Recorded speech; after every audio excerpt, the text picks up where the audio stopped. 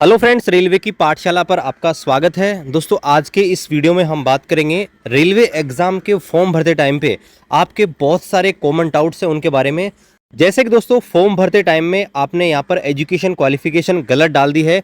गलत डालने का मतलब ये है कि जैसे रोल नंबर आपने गलत डाल दिए, या मान लीजिए आपने जो परसेंटेज मार्क्स आपको जो प्राप्त हुए थे वो गलत डाल दिए, या आपका जो पासिंग ईयर है वो आपने गलत डाल दिया है, या आप मान लीजिए फाइनल ईयर में इस समय है, आपका रिजल्ट तो आ चुका है लेकिन आपकी मार्कशीट नहीं आई है फाइनल ईयर की, या मान लीजिए आप एनटीपीसी 12th लेवल का फॉर्म भर रहे हैं तो 12th का आपका रिजल्ट आ चुका है लेकिन 12th की मार्कशीट नहीं आई है, तो क्या आप फॉर्म फिल कर सकते हैं?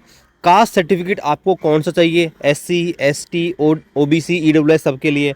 इसके अलावा जब आप फॉर्म भर रहे हैं तो वहाँ पर देखिए 10th की मार्कशीट भी अपलोड करना आवश्यक है, उसका पीडीएफ फॉर्मेट के रूप में।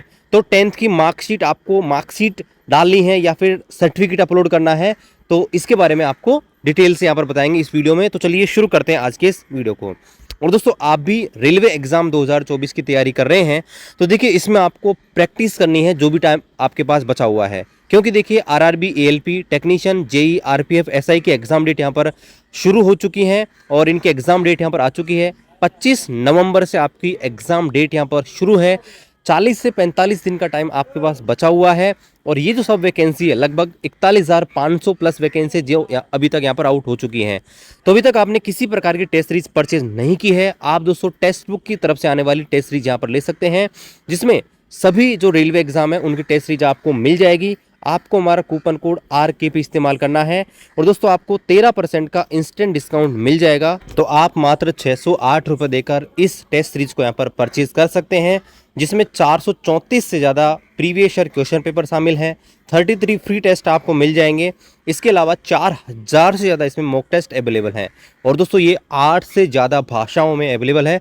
वीडियो डिस्क्रिप्शन में आपको लिंक दिया है। अभी तक आपने किसी प्रकार की टेस्ट सीरीज परचेज नहीं की है, आप दोस्तों टेक्स्ट बुक की तरफ से आने वाली टेक्स्ट बुक पास प्रो को परचेज कर सकते हैं। पर अब हम आपको ऑफिशियल नोटिफिकेशन दिखाते हैं रेलवे का, और वहां पर आपने अगर गलत डिटेल यहाँ पर फिल कर दी है और अगर आप उसको मॉडिफाई करना चाहते हैं तो उसके लिए क्या प्रोसीजर यहाँ पर है उसके बारे में आपको बताते हैं। तो दोस्तों, जब भी किसी आरआरबी का फॉर्म निकलता है 1 महीने का टाइम आपको मिलता है और जैसे ही वो डेट एक्सपायर हो जाती है, मतलब कि 1 महीने का टाइम जैसे आपका निकलता है उसके बाद दोस्तों आपको 10 दिन का टाइम मिलता है मॉडिफिकेशन का।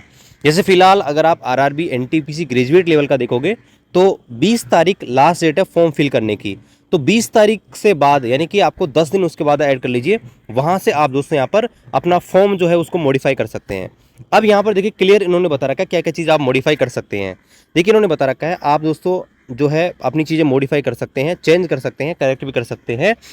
इसमें ये चीज़ आप नहीं कर सकते, जो आपने मोबाइल नंबर डाला है और जो ईमेल आईडी आपने डाली है वो दोस्तों आप नहीं चेंज कर सकते।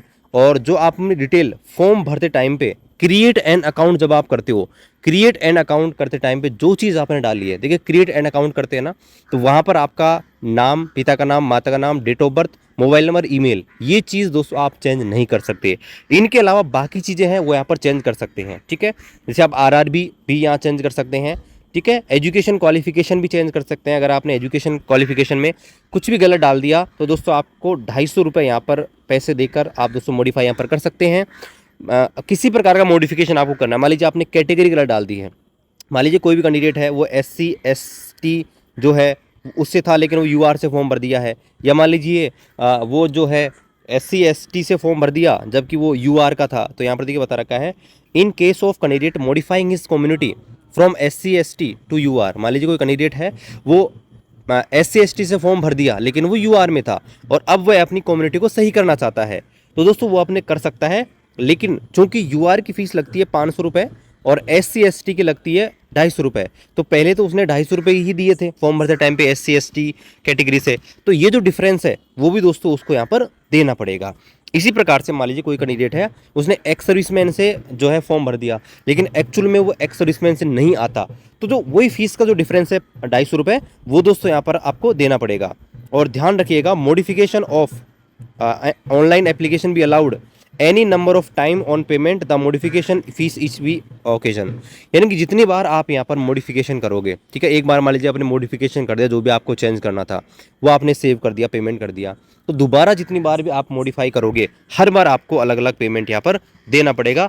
इस चीज़ का आपको ध्यान रखना है। इसके बाद हम बात करते हैं दोस्तों यहाँ पर कास्ट सर्टिफिकेट से रिलेटेड। तो यहाँ पर देखिए इन्होंने क्लियर बोल रखा है, for availing reservation SC ST OBC non creamy layer candidate should furnish caste certificate from component authority as per the format given in annexure number A. यानी कि अनेक्शन नंबर ए में आपको जो फॉर्मेट दिया गया है, आपको उसी फॉर्मेट में कास्ट सर्टिफिकेट यहाँ पर प्रस्तुत करना होगा eight the time of document verification, यानी कि डॉक्यूमेंट वेरिफिकेशन के समय। इसका मतलब यह है कि भाई आपके पास जो है इस समय जिस भी कैटेगरी से आप बिलोंग करते हो उसकी एलिजिबिलिटी आपके पास होनी चाहिए, और जब आपका डॉक्यूमेंट वेरिफिकेशन होगा वो वाला आपको यहाँ पर दिखाना पड़ेगा। लेकिन एक चीज़ और आपको ध्यान रखनी है, अगर आप OBC से बिलोंग करते हो तो OBC वालों को लेटेस्ट कास्ट सर्टिफिकेट पे यहाँ पर दिखाना होगा। इस चीज़ का भी आपको ध्यान रखना है, क्योंकि यहाँ पर आप देख सकते हैं OBC वालों के लिए स्पष्ट इन्होंने लिखा गया है, the certificate produce shall not be older than 1 year at the time of document verification. यानी जब आपका डॉक्यूमेंट वेरिफिकेशन हो तो OBC वाले 1 साल पुराना यहाँ पर नहीं चलेगा, आपका जो है 1 साल के अंदर का होना चाहिए। इन case of not completing F this statement there claim for reservation OBC non clear will not be entertain. तो अगर आप उस समय अपना OBC का सर्टिफिकेट नहीं दे पाओगे तो आपको दोस्तों UR कैटेगरी में यहाँ पर काउंट किया जाएगा। इस चीज़ का आपको ध्यान रखना है। तो कास्ट सर्टिफिकेट ध्यान रखिएगा, आप अभी से सेंट्रल गवर्नमेंट का बनवा के रखिए। सेंट्रल गवर्नमेंट की भर्ती है तो सेंट्रल गवर्नमेंट का कास्ट सर्टिफिकेट आपको चाहिए होगा। एक अभी बनवा के रख लीजिएगा फॉर्म भरने की डेट से पहले का, ठीक है, और एक आपको चाहिए जब आपका डॉक्यूमेंट वेरिफिकेशन होगा उस टाइम पे। इसके बाद दोस्तों बात करते हैं कि आपका रिजल्ट तो आ गया है। मान लीजिए आप NTPC 12th लेवल का फॉर्म भर रहे हैं या NTPC ग्रेजुएट लेवल का फॉर्म भर रहे हैं, तो मान लीजिए आपका रिजल्ट तो आ चुका है लेकिन आपकी मार्कशीट अभी तक नहीं आई है। तो दोस्तों क्या आप फॉर्म भर सकते हैं? बिल्कुल आप फॉर्म भर सकते हैं, क्योंकि जब आप फॉर्म भर रहे हैं तो वहाँ पर आपकी ग्रेजुएशन या फिर 12th के सिर्फ रोल नंबर आपसे मांगे जाएंगे और रोल नंबर आपको मिल ही जाएंगे। और ये जो रिजल्ट है दोस्तों फॉर्म भरने की डेट से पहले आ जाना चाहिए। अगर फॉर्म भरने की अंतिम डेट जो है उससे पहले अगर आपका रिजल्ट आ जाता है तो दोस्तों आप रेलवे की किसी भी भर्ती का फॉर्म यहाँ पर फिल कर सकते हो, ठीक है। मार्कशीट की कोई जरूरत नहीं है, मार्कशीट सिर्फ आपकी 10th की अपलोड होगी। और यहाँ पर देखिए 10th की मार्कशीट के बारे में आपको बता दूँ, पहले यहाँ पर देखिए सर्टिफिकेट अलग आता था और मार्कशीट अलग आती थी, लेकिन आजकल दोस्तों सर्टिफिकेट और मार्कशीट एक ही यहाँ पर आते हैं। तो यहाँ पर आपको वो चीज़ अपलोड करनी है ऑनलाइन, उसका PDF आपको अपलोड करना रहेगा मार्कशीट का, जहाँ पर आपका क्लियर लिखा हो कितने आपका नाम, पिता का नाम, किस स्कूल से आपने 10th पास की है, यानी कि आपकी जो मैट्रिकुलेशन पास की है, सब्जेक्ट वाइज आपके कितने नंबर हैं वो उसमें क्लियर मेंशन हो, रिजल्ट वगैरह कब आया है वो चीज़ उसमें मेंशन होनी चाहिए। तो आजकल जो मार्कशीट आती है वो यहाँ पर कॉमन ही आती है, लेकिन पहले यहाँ पर सर्टिफिकेट अलग आता था, ठीक है। तो आप उस हिसाब से यहाँ पर अपलोड कर सकते हैं। बाकी इस भर्ती के बारे में किसी प्रकार का और भी डाउट है दोस्तों कमेंट कर सकते हैं। चैनल पर आप नए चैनल को सब्सक्राइब कीजिए, शेयर कीजिए। मिलते हैं अगले वीडियो में, तब तक जय हिंद, वंदे मातरम।